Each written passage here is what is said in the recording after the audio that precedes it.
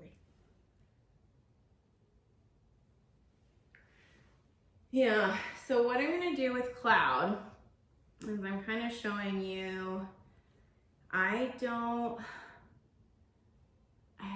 feel like with his nails, it's a kind of a bigger picture. So it's not like I can give him treats for his nails and he will let me manipulate him because he's almost like in a distracted state of mind. So like with the food, he's like, okay, I want the food bad enough. And so, good boy. Okay. He said, oh, just good boy. Cloud down. Good boy. So we're working on just manipulating his body. So like, this is not his favorite thing, but no, good boy. So this is where like, he doesn't love this, but I do think it's important for him to learn how to just lay on his side. And then I will go into like a little doggy massage. So I don't want to be stressed about it because he will feel very stressed. So we've done this like, I think 4 times now. The first time it was almost just like getting one paw to come out from underneath of him was like the hardest thing. So we just ended where we would win that way. And his little back legs were all, you know, like, oh, don't do this to me. And so we can start to add a cue for it. It's a very vulnerable position for a dog. And so there's a little bit of acceptance here. So it's like, I'm very careful with how I do it. I don't want to add more stress than is necessary. We're also in like a quiet environment. There's not a lot going on. I wouldn't do this with like kids running around.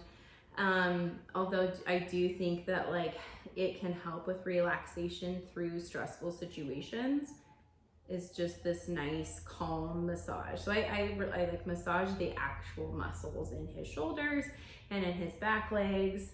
And then I might stop and see like, oh, okay, he's not like frantically trying to get out. This is where I would start to actually like manipulate the paws.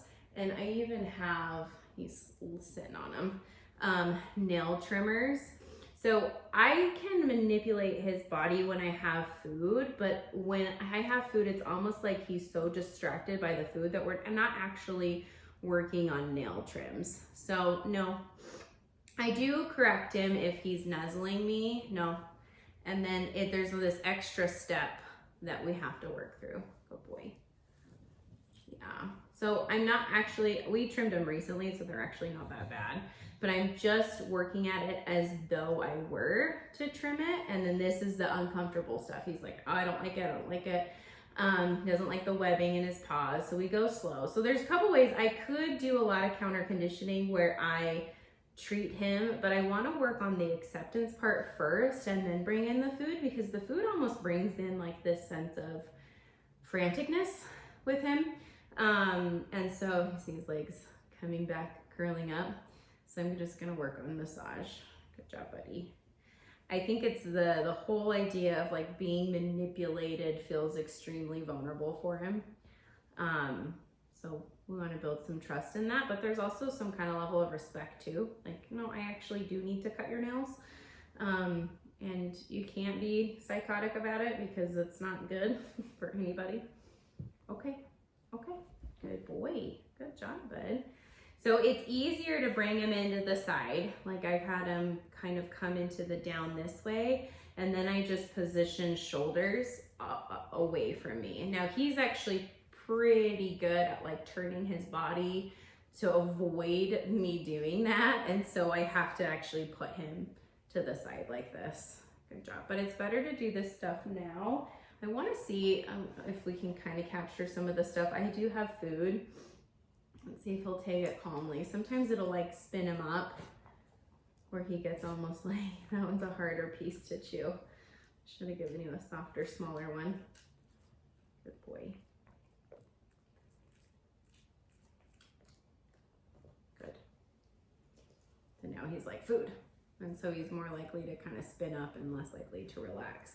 And then I just pretend like I'm going to trim the nail. No. And then he has to stay down. Like there's no option. No. Good. I'm not actually trimming anything, but we're just pretending. I'm just like, no. I'm just touching the, no. Good. No. I'm just touching the nail. That's all I'm doing. And that to him is like, he thinks it's terrible. Good. And then when he's calm like that and he's not pulling me away, then I end. Like, because really at the end of the day, it's an unwanted pressure and vulnerability he doesn't want. And so hopefully we can change the way he feels about it, but it might be something that's always a little bit uncomfortable for him. But if I can help him understand, the more you fight, the worse it gets. When you're calm, I stop. Like I go away. So I don't have to get all of his nails in one setting. It might just be a couple nails at a time. But I do think it's important for him to accept this. It's not his, no. Good. Good boy. Yeah, there you go. And he's smart. He knows like that I will let up. It's just a stressful thing for him. Good boy.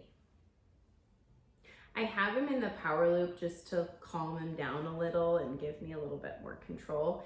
Having him on a leash in general is important because this is something that he doesn't want to do. So he's more likely to be like, bye, see you later. Run away. Good boy. Yeah, that was much better. Much better. So maybe one session is just one paw at a time.